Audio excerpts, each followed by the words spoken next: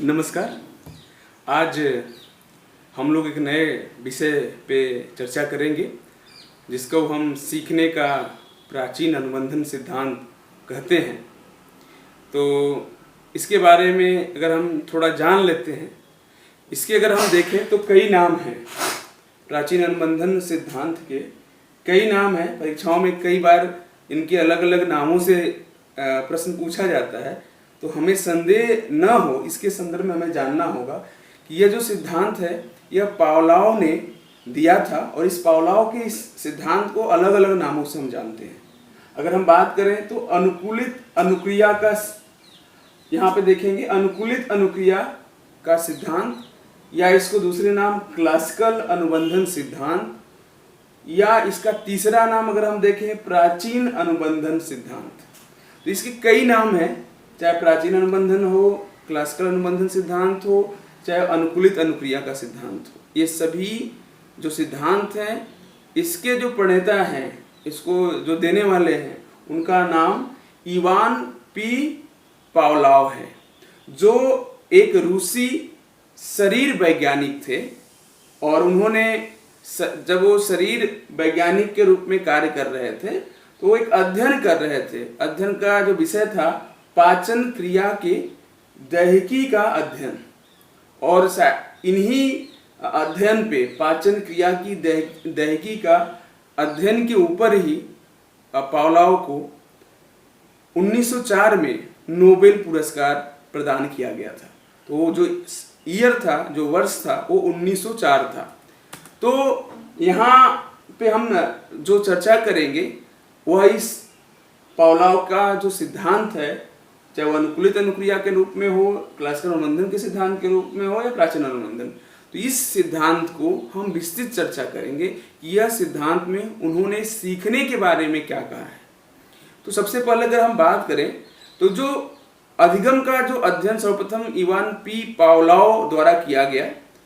Pavlov की मुख्य उद्देश्य पाचन क्रिया की शारीरिक क्रियात्मक प्रक्रियाओं का अध्ययन करना था। उन्होंने अपने अध्ययन के दौरान देखा कि जिन कुत्तों पर वे प्रयोग कर रहे थे, वो जिस दरअसल जो उन्होंने क्लासिकल कंडीशनिंग थ्योरी का कॉन्सेप्ट दिया, यह जो थ्योरी था, क्योंकि वो व्यवहारवादी थे और उन्होंने इसका अध्ययन करने के लिए इसका अध्ययन एक पशु के ऊपर किया। पशु जो था वो कुत्ता था, कुत्ते के ऊपर इन्होंने पूरा अध्ययन किया था। तो उन्होंने अपने अध्ययन के दौरान देखा कि जिन कुत्तों पर वे प्रयोग कर रहे थे, वे अपना भोजन खाली प्लेट को देखते ही लार स्राव करने लगे। जैसा कि आप जानते हैं, भोजन या मुंह में कुछ होने पर लार का स्राव होता है, यह लार का स्राव की क्रिया होने लगती है। तो यह एक स्वाभाविक प्रतिवत अनुक्रिया है। इस प्रक्रिया को अगर हम विस्तार से समझने की कोशिश करते हैं तो जो पावलोव ने एक प्रयोग किया, उन्होंने दोबारा कुत्ता पर प्रयोग किया। प्रयोग के पहले चरण में एक कुत्ते को एक बॉक्स के अंदर शिकंजे से कस दिया गया और उसे कुछ समय के लिए इसी प्रकार रहने दिया गया।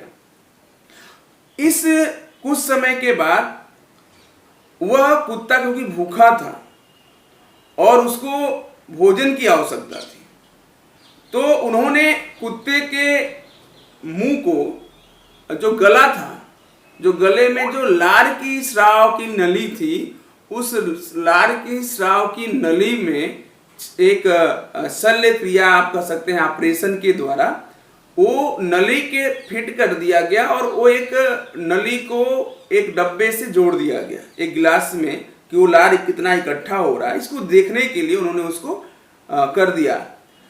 अब उसका जो अगला चरण था, कुत्ते को भूखा रखा गया, उसके पश्चात शिकंजे में उसे कस दिया गया।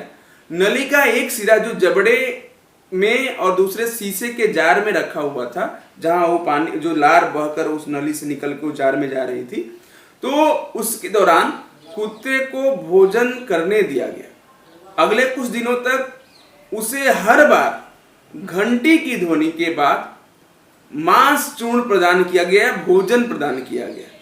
इसी तरह के कई प्रयासों के पश्चात एक परीक्षण उन्होंने किया, उस जो प्रयास किया जिसमें हर प्रक्रिया पूर्ववत थी सिवाय इसके कि कुत्ते को घंटी बजाने के बाद भोजन नहीं दिया गया।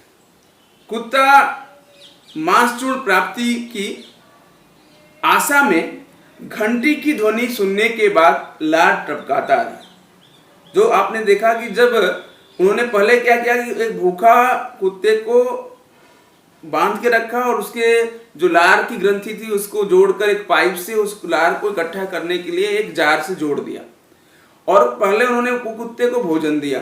जब कुत्ता उस भोजन को खाने शुरू करता था या उसको देखता था तो उसकी लार का स्राव होना शुरू होता था, तो उस जार में वो इकट्ठा होता और उसको मेजर कर रहे थे, माप रहे थे।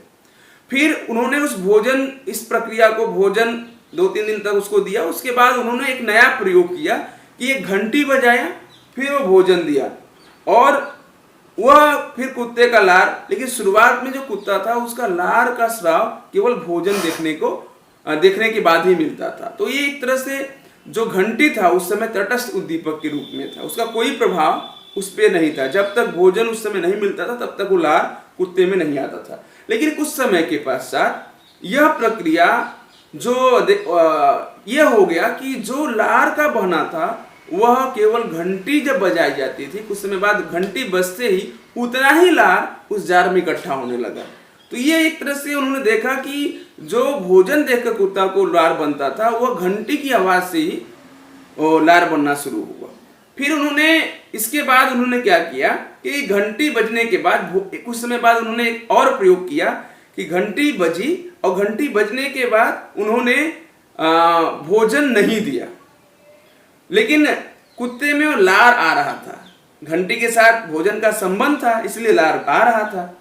और इसके बाद अगर हम देखें तो कुछ समय बाद घंटी और भोजन के बीच इस सहचर्य के फलस्वरूप घंटी की ध्वनि के प्रति कुत्ते द्वारा लार के स्राव के रूप में प्रदर्शित एक नई अनुक्रिया की प्राप्ति हुई, और इसे अनुबंधन कहा गया। आपने देखा होगा कि कुत्ते को जब भोजन दिया जाता है तो लार टपकने लगता है। अतः भोजन जो है अनानुबंधित उद्दीपक, या उसको अंग्रेजी में अनकंडीशनिंग स्टिमुलस हम कहते हैं, अनकंडीशनिंग स्टिमुलस, जिसे हम शॉर्ट में यूएस या यूसीएस, अनकंडीशनिंग स्टिमुलस को हम यूसीएस के रूप में जानते हैं। ये यूसीएस, ठीक है, यूसीएस। अब हम बात करते हैं कि ये जो स्वाभाविक उद्दीपक, इसको हम कहते हैं भोजन, चाहे भोजन कुछ भी हो सकता है, तो उसको हम यूसीएस, अनकंडीशनिंग स्टिमुलस के नाम से जानते हैं। इसके बाद होने वाला लार स्राव अनुबंधित अनुक्रिया या अनानुबंधित अनुक्रिया के रूप में आया, जिसे हम अनकंडीशनिंग रेस्पॉन्स। तो स्वाभाविक उद्दीपक मतलब भोजन और स्वाभाविक अनुक्रिया लार का आना। फिर उन्होंने प्रयोग क्या किया कि अस्वाभाविक उद्दीपक मीन्स कंडीशनिंग स्टिमुलस और प्लस अनकंडीशनिंग, मतलब इसके साथ उन्होंने घंटी, अस्वाभाविक उद्दीपक घंटी को जोड़ दिया। पहले घंटी बजाए, उसके बाद भोजन दिए, फिर जो स्वाभाविक अनुक्रिया है लार का आना वो यहाँ आया। ऐसे अनुक्रिया उन्होंने कई बार करने के उपरांत उन्होंने देखा कि जो अस्वाभाविक उद्दीपक था घंटी, उसको न देने के, उसके देने पर ही, मतलब अनुबंधित उद्दीपक को देने पर ही वो लार, जो स्वाभाविक उद्दीपक अनुक्रिया था, वह करना कुत्ता शुरू कर देता था। तो कुछ समय बाद यह देखा गया कि अनुबंधित उद्दीपक केवल घंटी, जो कंडीशनिंग स्टिमुलस है घंटी, उसको देने के बाद ही वह स्वाभाविक अनुक्रिया करने लगता है। तो यह जो अनुक्रिया है कंडीशनिंग रिस्पांस के रूप में होगा। यह एक तरह से स्वाभाविक अनुक्रिया का अनुबंधन कहलाएगा, जो कुत्ते ने सीख लिया था। और ये सिद्धांत के बारे में उन्होंने अपने इस पूरे प्रक्रिया के दौरान उन्होंने इसी प्रयोगों के बारे में बताया कि जब कोई स्वाभाविक उद्दीपक को, जब स्वाभाविक उद्दीपक दिया जाता है तो व्यक्ति या पशु जो भी है वो स्वाभाविक अनुक्रिया करता है, और जब वो स्वाभाविक अनुक्रिया करता है तो, लेकिन उसी स्वाभाविक उद्दीपक के साथ कोई अस्वाभाविक उद्दीपक को जोड़ दिया जाता है तो व्यक्ति शुरू में उसका कोई प्रभाव नहीं पड़ता है अस्वाभाविक उद्दीपक का। जो स्वाभाविक अनुक्रिया है लार, वो स्वाभाविक उद्दीपक को देखने के बाद ही आती है। लेकिन यह क्रिया कई बार करने के उपरांत यह देखा जाता है कि जो अस्वाभाविक उद्दीपक मीन्स घंटी थी, जो भोजन देने से पहले बजाई जाती थी, उसको जब भोजन के साथ जोड़कर दिया जाने लगा, तो एक समय ऐसा आया जब केवल अस्वाभाविक उद्दीपक घंटी बजाई गई और वो भोजन का स्राव जो स्वाभाविक अनुक्रिया था वह होना प्रारंभ हो गया। और यही अनुबंधन है, स्वाभाविक अनुकूलित अनुक्रिया का अनुबंधन हुआ, जो अनुबंधित अनुक्रिया के द्वारा मीन्स घंटी के साथ जुड़ गया। ये उन्होंने अपने सिद्धांत में इसी के ऊपर पूरी बात कही। और यह एक तरह से आप देखेंगे कि इनके प्रयोग में, पावलोव के प्रयोग में इन्होंने इस चीजों के बारे में विस्तृत बताया।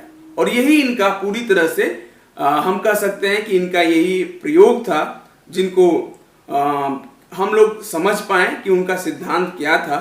और सिद्धांत के आधार पे ही हम उनके जो प्रयोगों को अगर हम समझ पा रहे हैं, तो हम एक शिक्षक के रूप में इसका कैसे इस्तेमाल करेंगे, इसको आगे की।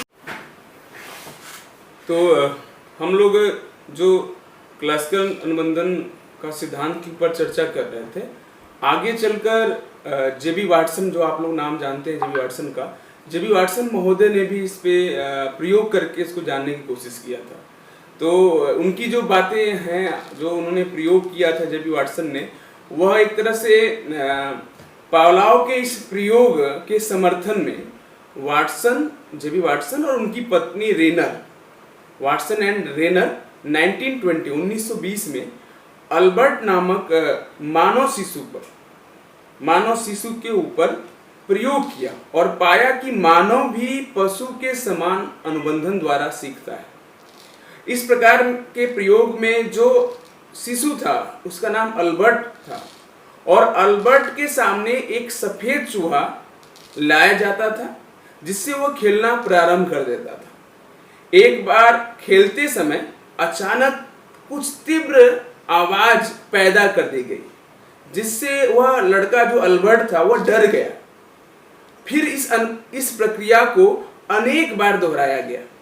कुछ प्रयासों के बाद जो बालक अल्बर्ट था, वह अल्बर्ट द्वारा सफेद चूहे को देखकर बिना आवाज से ही डर जाना, और यह एक तरह से धीरे धीरे जब आवाज दिया जाता था और वो सफेद चूहा रखा जाता था, तो अब वह आवाज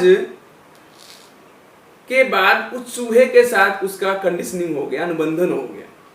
अब जब देखा गया अल्बर्ट द्वारा सफेद चूहे को देखकर बिना आवाज के ही डर जाना, यह एक अनुबंधन का उदाहरण है। बाद में यह देखा गया कि अल्बर्ट जो था, जो बालक था, सिर्फ चूहे से ही नहीं बल्कि चूहे जो सफेद चूहा जैसा मिलता जुलता और भी, जैसे खरगोश था, सफेद खरगोश हो या उजला एक रोएदार एक जानवर होता है छोटा सा, वो भी चूहे की तरह होता है, तो उस तरह के जानवरों से वो डरने लगा। तो मनोविज्ञान में जो इस प्रक्रिया का एक नाम दिया गया, इस प्रक्रिया को सामान्यीकरण की संज्ञा दी गई, जनरलाइजेशन की संज्ञा दी गई। वाटसन ने इस प्रयोग के आधार पे यह बताने की कोशिश किया कि जो इसमें उन्होंने, पावलोव ने जो बातें कही थी कि अनकंडीशनिंग स्टिमुलस जो स्वाभाविक उद्दीपक है, अगर उसके जगह हम अस्वाभाविक उद्दीपक को प्रकट करते हैं, तो व्यक्ति जो या पशु जो है स्वाभाविक अनुक्रिया करता है, कुछ समय के बाद वह जो घंटी की तरह से अनुबंधित हो गया था, वैसे वो किसी भी चीज के साथ अनुबंधित हो जाएगा। इस प्रयोग में जो तीव्र आवाज थी, जो अभी हम बात कर रहे थे जेबी वाटसन के जो प्रयोग था, उसमें जो तेज आवाज थी वो एक स्वाभाविक उद्दीपक था, उसको हम अनकंडीशनिंग स्टिमुलस कहते हैं। और जो स्वाभाविक अनुक्रिया था, यानी अल्बर्ट में डर उत्पन्न कर रहा था, तो वो सफेद चूहा जो था वो एक उद्दीपक था, या उसको कह सकते हैं कि अनुबंधित उद्दीपक था, जो कंडीशनिंग स्टिमुलस था। अब जो भय जो उत्पन्न होने लगा, एक अनुबंधित अनुक्रिया, उसको हम कह सकते हैं कंडीशनिंग स्टिमुलस। ये इस तरह का उन्होंने प्रयोग करके यह सिद्ध किया कि जो पावलोव ने जो बातें कही थी उसको जो जेबी वाटसन महोदय थे उन्होंने भी इसको सिद्ध किया कि नहीं, यह बिल्कुल इस तरह से होना, बल्कि ये नहीं, पावलोव से वो एक कदम आगे बढ़कर यह भी दावा किए जेबी वाटसन महोदय ने कि अनुबंधन द्वारा सभी तरह के सीखने की व्याख्या की जा सकती है। मतलब सीखने का कुछ भी सिखाना चाहते हैं तो आप अनुबंधन के द्वारा, कंडीशनिंग के द्वारा कोई चीज को सिखा सकते हैं। उन्होंने कहा था कि all types of learning can be explain by conditioning. ये क्लासिकल अनुबंधन सिद्धांत के अनुसार जो पावलोव की बातें थी उससे एक कदम आगे की उन्होंने बात कही थी। तो हम लोग का कहने का मतलब यही है कि हम किस प्रकार से इनके सिद्धांतों का अपने शिक्षण में उपयोग कर पाए। हमारा जो कहने का तात्पर्य है कि क्या एजुकेशनल इम्प्लीमेंटेशन क्या होगा। जो भी हम लोग ने जो सिद्धांत पढ़ा, जो पावलोव के शास्त्रीय अनुबंधन सिद्धांत या प्राचीन अनैतिक अनुबंधन सिद्धांत के बारे में हमने जो समझ बनाई, अब इसका एक शिक्षक के रूप में हम कैसे अपने जीवन में उपयोग कर सकते हैं। तो पहला, अगर हमारे हिसाब से अगर आप समझने की कोशिश करिए, तो पहला जो इम्प्लीमेंटेशन हो सकता है एक शिक्षक के रूप में या एजुकेशन के पॉइंट ऑफ व्यू से, वह है कि क्लासिकल अनुबंधन के प्रयोग से छात्रों में अच्छी आदतों, मतलब अच्छी आदतों का निर्माण हम करा सकते हैं। जैसे यदि किसी बड़ा बच्चा है, एडल्ट बच्चा है, उसको वातानुकूलित कमरे में रखकर अध्ययन करने के लिए कहा जाए तो उसकी जो मनोवृत्ति होगी, जो विचार होगा, जो सोच होगी, वह अध्ययन के प्रति तो धनात्मक हो ही जाएगी क्योंकि वो एयर कंडीशनिंग कमरे में रहता है। साथ ही साथ उसमें अच्छी अध्ययन आदतें भी उत्पन्न हो सकती हैं।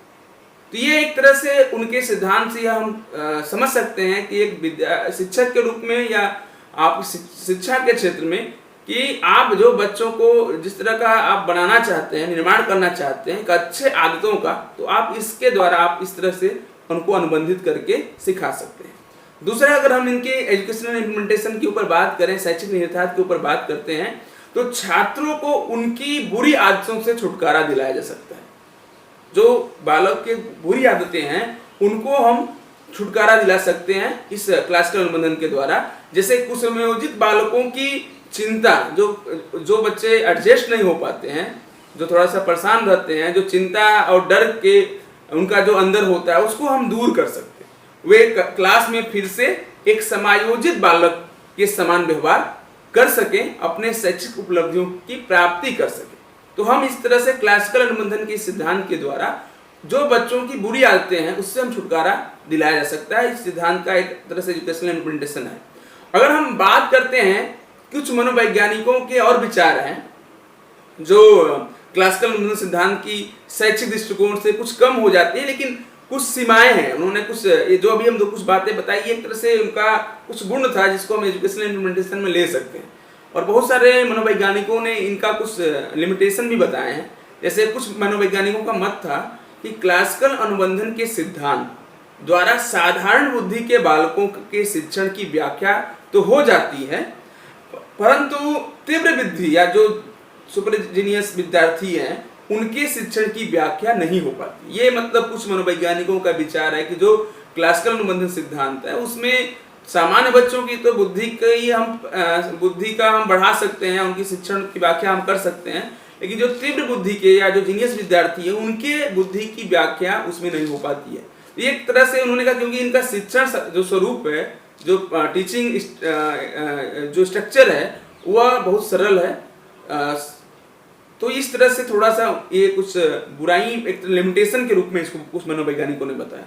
कुछ मनोवैज्ञानिक ये मानते हैं कि क्लासिकल अनुबंधन जो सिद्धांत है तो इसमें पुनरावृत्ति पर बल डाला गया है, मीन्स उसको रिपीटेशन की बात कर रहा है, इसमें ज्यादा रिपीटेशन की पे ज्यादा बल दिया गया। तो शिक्षा मनोवैज्ञानिकों का मत है कि शिशुओं के शिक्षण में जो बच्चे चाइल्ड जो होते हैं, लर्नर होते हैं, जो बच्चे सीखने वाले होते हैं, उनमें पुनरावृत्ति तो महत्वपूर्ण है, अवश्य है, परंतु किशोरों एवं जो एडल्ट वयस्क बच्चे हैं उनके लिए उतना महत्वपूर्ण नहीं होता है। तो एक तरह से क्लासिकल अनुबंधन सिद्धांत में जो पुनरावृत्ति पर ज्यादा बल दिया गया है, रिपीटेशन पर ज्यादा बल दिया है, बहुत सारे मनोवैज्ञानिक बताते हैं कि बड़े लेवल के विद्यार्थियों के लिए बहुत ज्यादा कारगर नहीं होता है। तो ये एक लिमिटेशन हो सकता है। एक और अगर हम बात करते हैं क्लासिकल अनुबंधन का एक लिमिटेशन के ऊपर, कि इसमें कहा गया इस सिद्धांत में सीखे गए जो तथ्य हैं प्राय स्थायी नहीं होते। मतलब आप कह सकते हैं कि जो क्लासिकल कंडीशनिंग थ्योरी से जो अनुबंधन के द्वारा सिखाया जाता है वह ज़्यादा दिन तक स्थायी नहीं होता है। और ऐसा देखा जाता है कि जब शिक्षण परिस्थितियों में पुनर्बलन, जो हम उसको रेनफोर्समेंट कहते हैं, अगर रेनफोर्समेंट या पुनर्बलन को हटा लिया जाता है तो धीरे धीरे सीखे गए जो तथ्य हैं वो छात्र भूलते चले जाते हैं। अतः शिक्षकों को इसमें अनावश्यक परेशानी उठानी पड़ती है। तो एक तरह से यह कुछ लिमिटेशन है या आप कह सकते हैं कुछ सीमाएं हैं जो क्लासिकल कंडीशनिंग थ्योरी में बहुत सारे मनोवैज्ञानिकों ने इस मत को व्यक्त किया है कि यह कुछ लिमिटेशन क्लासिकल कंडीशनिंग थ्योरी में। तो ये था आज हमारा जो टॉपिक था जिस पर हम चर्चा किया, यह क्लासिकल कंडीशनिंग थ्योरी या पावलोव का अनुकूलित अनुक्रिया का सिद्धांत, या इसको हम प्राचीन अनुबंधन के रूप में भी जानते हैं। तो ये अनुबंधन के सिद्धांत की विस्तृत व्याख्या थी। अगला हम जो चर्चा करेंगे वह है स्किनर के ऑपरेंट कंडीशनिंग थ्योरी के ऊपर हम अगला